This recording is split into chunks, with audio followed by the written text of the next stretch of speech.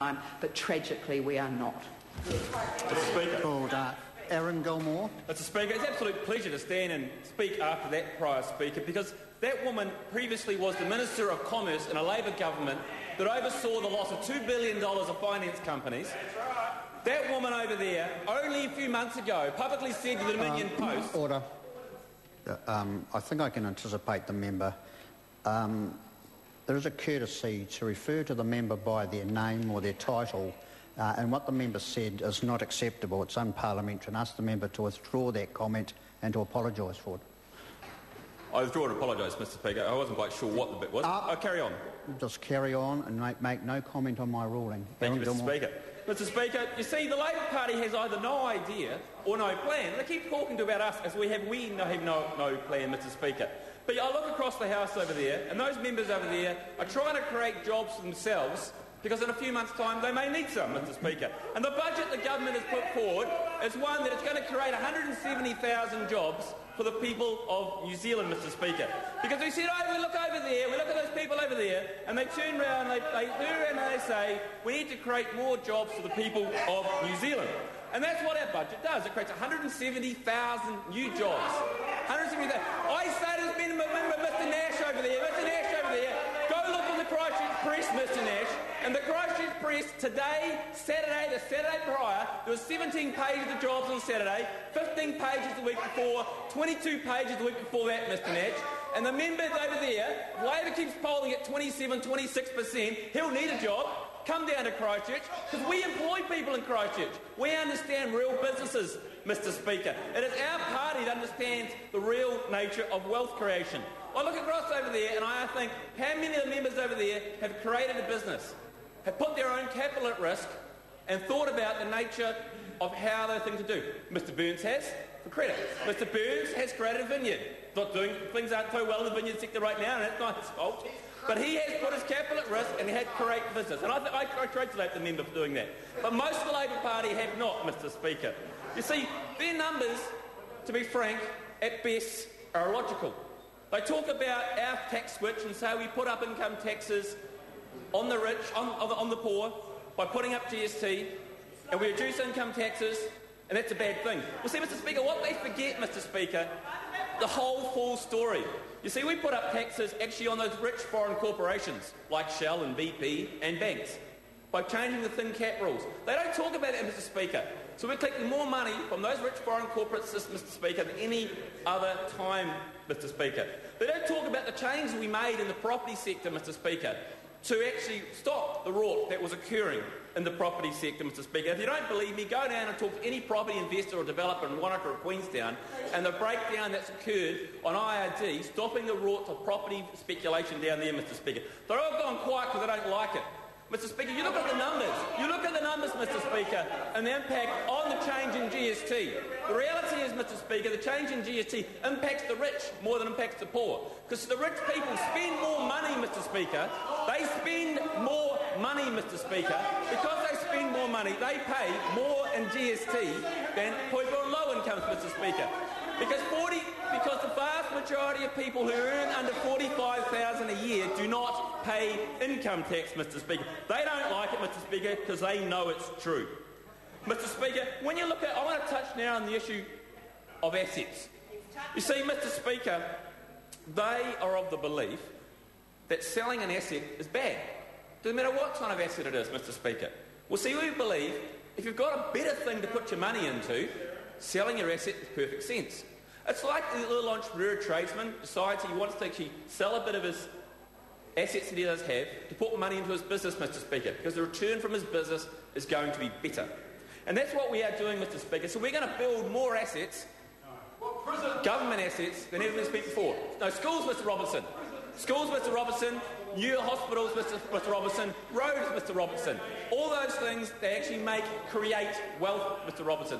Not public sector jobs, but public sector people and your friends, Mr. Robertson. See, we believe in relation to creating wealth, you actually have to put it in the right sense, the right productive sense. And we believe if we can sell some things we've got, get some cash, take that cash, and go put it into things that create more wealth, we think that's a good thing. We believe that creates jobs.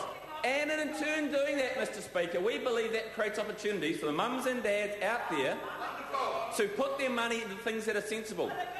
The alternative, Mr Speaker, is we either do not invest in those schools, hospitals and our roads, we do not invest in those things, or we borrow the money. And that's what the Labor Party would do. They would borrow more money, put our credit rating at risk, put up the mortgage rates of mums and dads out there that have to work, and the businesses out there, and what will they do? That makes no sense. What they will do, they will leave your businesses, Mr Nash. Mr Nash, the only person speaking sense at the moment is myself. When you actually look at it, Mr Speaker, Labor Party put up this idea of this capital gains tax. They put up this idea of putting up these tax-free threshold. They also put up this idea of putting up tax on the so-called wealthy. What they forget to tell you, Mr Speaker, that does only fund those particular switches. It doesn't still promise to fund all their other things that they put forward. Hundreds of millions for ECE, hundreds of millions for all their other promises they've put forward, Mr Speaker. We haven't heard about those because you asked Mr Cunliffe and he turns around, don't you worry, we have a plan. So there's even more taxes are going to occur sometime in the future, Mr Speaker. You see, they have a lolly bag of promises and a big empty bag to try and fund them over there, Mr Speaker. You see, when you actually look at it, Mr Speaker, we heard from the last speaker talk about R&D tax credits. See, we had an R&D tax credit under the last government and it didn't work. The only people that made money about it were my friends in the accounting sector. Every single one of my friends who are partners in accounting firms in New Zealand thought the last government's R&D tax credit was fantastic for their bank balances and terrible for the bank balances of companies up and down New Zealand, Mr Speaker, because that is absolute economic voodoo that we put forward.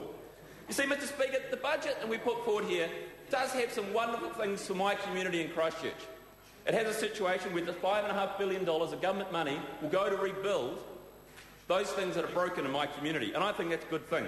Whether it's the road outside my parents' house, the sewer down the road from my own house, this high school that I went to, or shops just down the road further.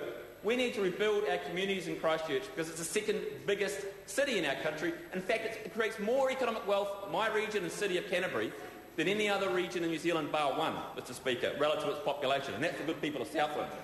That's right. Mr Speaker, you see, I have a lot of theory that the people over there seem to think that, just going back to an issue over state assets again, they have a belief that if you've got a dividend return and it's more than the after-tax return of the cost of debt, that makes sense to be able to keep doing that forever. Well, they seem to forget a thing called risk, Mr Speaker, and there's been many Nobel Prize winners up and down the world who've actually won many awards to be able to put forward, actually pointing out that is absolute bumpkin. The reality is, you've got to take into account the equity risk cost of capital, not the debt risk of capital, Mr Speaker. I know Mr Cunliffe's not here. Mr Cunliffe's not here right now, and that's a bit of a shame. But Mr Cunliffe, I give him some... Order. I'm sorry, Mr Speaker, I understand. Well, you can't refer to the absence of a member. I ask you to withdraw that comment. I withdraw that comment, Mr Aaron Speaker. Gilmore. Look, Mr Speaker, the issue is there's very, very few members on that side of the House that actually understand the reality. Now, what we actually have, Mr Speaker, you can go out, those members would have you believe... Order. Sorry, those members could go out and borrow $1 billion, Mr Speaker. They could go borrow $1 billion. They could go put it in some productive investment, pay the bank the 6 or 7 or 8% a year that it costs on that debt, and the returns they're going to get back from that on the equity investment make sense. Well, if they truly believe that, Mr Speaker, Stuart Nash wouldn't have gone out and taken his money from his own superannuation scheme and bought a property. He'd go and put it in a productive enterprise. You believe, Mr Speaker, the reality is the Labor Party believe that the most productive enterprise in New Zealand, which is our ability to produce food and protein up and down the country, is a golden goose that should be taxed to death, Mr Speaker. Because they want to put up the ETS and bring it forward sooner. Those members also want to put in place a situation where we have capital gains taxes on farms, Mr Speaker. And those members want to take the only enterprises that have got the long-term ability for us to create massive wealth, to feed the people of the world the protein that they want and need, Mr Speaker. They think the best thing to do is tax it to death. And we say to them, keep putting those policies forward because our supporters love the idea, the alternative that we have at National. Mr Speaker, I want to finally finish with a couple of comments really in relation to the ability and the comments we've heard over the other side about some of the aspects and nature of the business creation that we've seen from this side of the House. Mr Speaker, you see, the people on this side of the House have had plenty of experience of actually running and operating businesses on their own. They understand the issue and risk that you take money on one side, put it somewhere else, and you get an economic return on it, and that creates wealth and productive enterprises. Unlike you go talk to the people there, they create wealth and ability, whether it was the door-to-door selling sweets Mr Bridges pointed out, or the real business in terms of real estate that Mr Tremaine's done, or the nature of working as a sharer as Mr King has done. Those are real, honest, hard work that creates the wealth, that pays the taxes, that gives the situation that makes New Zealand rich and pays its way in the world, Mr Speaker, and that's what New Zealanders will vote for on 26th of November. Speaker. Call Sir William CO.